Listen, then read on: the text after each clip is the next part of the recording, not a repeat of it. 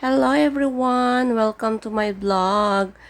My menu for today is menudo, curry rice, and then pansit, gisado. O, 'di ba? Ang dami kong niluluto.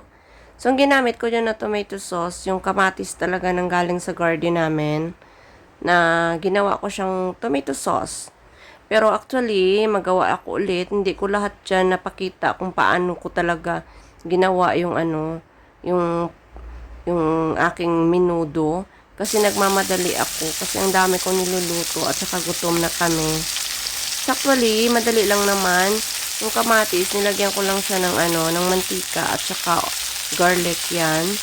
Tapos ayan, ginisa ko lang siya ba.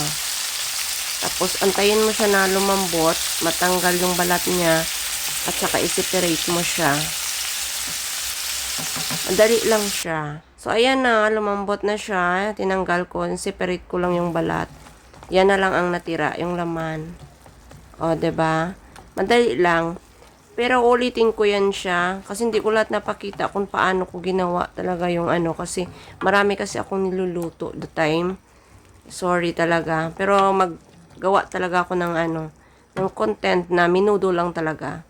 And then, lagay ako ng isang kutsara na chili paste or gochujang para medyo mag-iba ang color, para mag-red na red. Kasi hindi siya masyadong red, 'di ba? Pero hindi naman siya masyadong spicy kasi hindi naman maanghang yan ang nilagay kong chili paste. O, parang magkaganyan lang siya. Yan. O, 'di ba? Nag-iba na ang color. So, yan lang ang ginawa ko. Yan. So, tomato paste na. So, tinabi ko siya. Set aside ko, nilagay ko sa lagayan. And then, naghiwa ako ng mga ingredients na pang menudo. So, same-same lang ang mga size niya sa kanyang mga ingredients, yung karne. Piniwa ko siya ng pa-cubes-cubes na maliit. So, ayan na yon yung aking ingredients sa menudo. Plus, ang aking sauce na ginawa. Homemade menudo sauce. Ayan. So, syempre, inuna ko lang gisa ang pork. And then, garlic and onion. So, medyo mag-golden brown na. Ihalo ko na lahat yung mga iba niyang ingredients na gulay. Yan ang hindi ko napakita. Siyempre na sobra-sobra na kasi akong nagmamadali kasi gutom na yung mga alaga ko. So, ayan na. Pagtapos ko ginisa yung mga ingredients niya, nilagay ko na yung sauce na ginawa kong homemade at saka nilagay ko na yung water. Nilagyan ko siya ng water para hindi masyadong dry. And then, huwag kang mag-alala kung medyo may tubig siya. Kung meron kang cornstarch, para maglapot siya, lagyan mo na siya ng cornstarch. O di kaya, sa akin kasi wala akong cornstarch. Ang nilagay ko dyan, potato starch. Pwede rin yun. Pareho lang yan, potato starch at saka cornstarch. Ayan. O, tingnan mo naglapot na siya kasi naglagay ako dyan. Yun ang hindi ko napakita kasi sobra na kasi akong late. Nagmamadali na. Yan na yung result.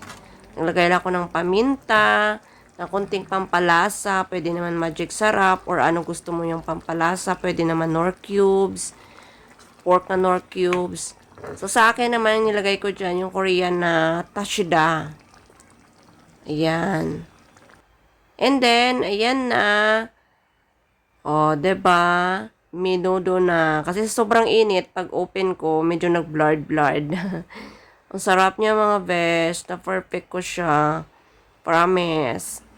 So, ito naman, gagawa ako ng pagkain ng mga anak ko. Curry rice. So, ayan ang pagkain ng aking mga anakis.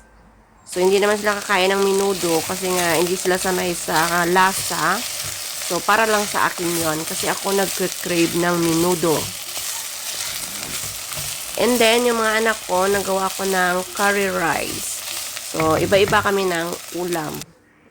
Ayan ang nilagay kong sauce. Curry, otoge, curry. So, may sulat na sohanmat. So, ibig sabihin, hindi siya spicy. So, ayan. So, yan na yung mga ingredients ng aking curry rice. So, tinunaw ko na yun sa bowl.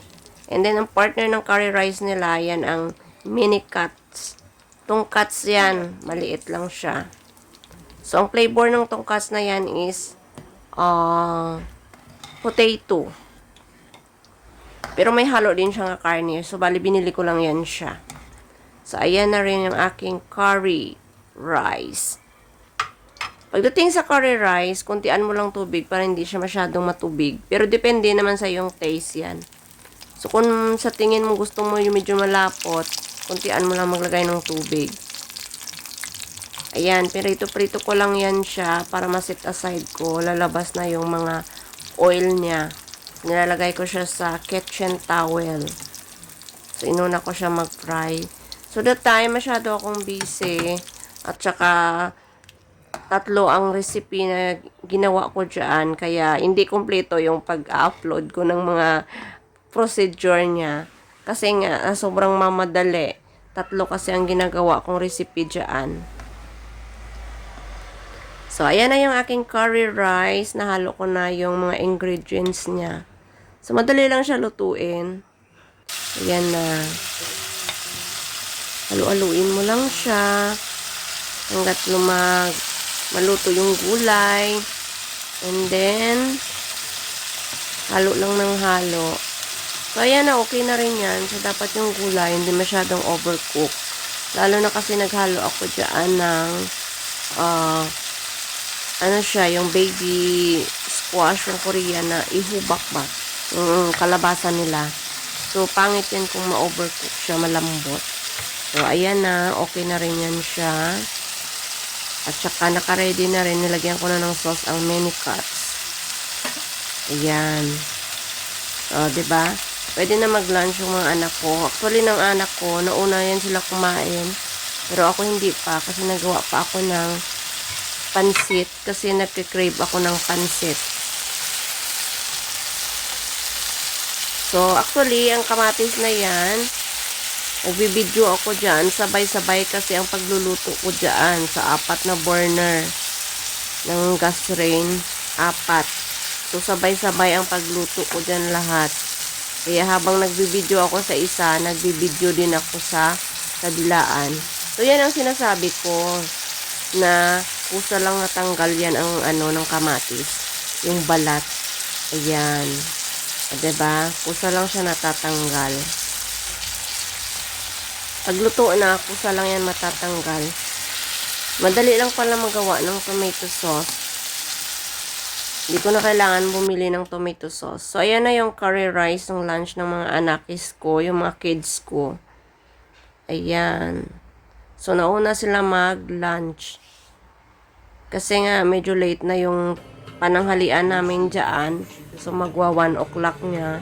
Kaya nagmamadali na ako dyan para makakain na sila. So, and then, next, nagawa na naman ako ng pansit canton. So, ayan ang pansit canton. So, pwede ko naman siguro yan i-reels. Hati-hatiin ko na lang. Kasi ito, long form video to ginawa ko. So, pwede naman i-reels ko siya. Na para maiksi lang siya. Pwede rin. So, kung pagsabay-sabayin ko siya, so, dapat i-long form video ko siya. Kasi kung pag reels, hindi pwede. Masyadong long. Ahaba siya sobra. So, putol-putulin ko na lang. So, ayan, ang sarap. Kasi naglalo ako ng ng dried na tawag yan, seafoods. Yung shrimp. Kaya ang sarap, mga besh. First time ko palang naghalo ng shrimp na yan. Masarap pala siya, mga besh. Dati, puro lang karne na halo kung hindi ako naghalo ng shrimp. So, mas masarap, mas malasa pala yung shrimp na dried na yan. Pag ihalo mo siya. So, bumili ako ulit nga ng pansit at saka yung bihon.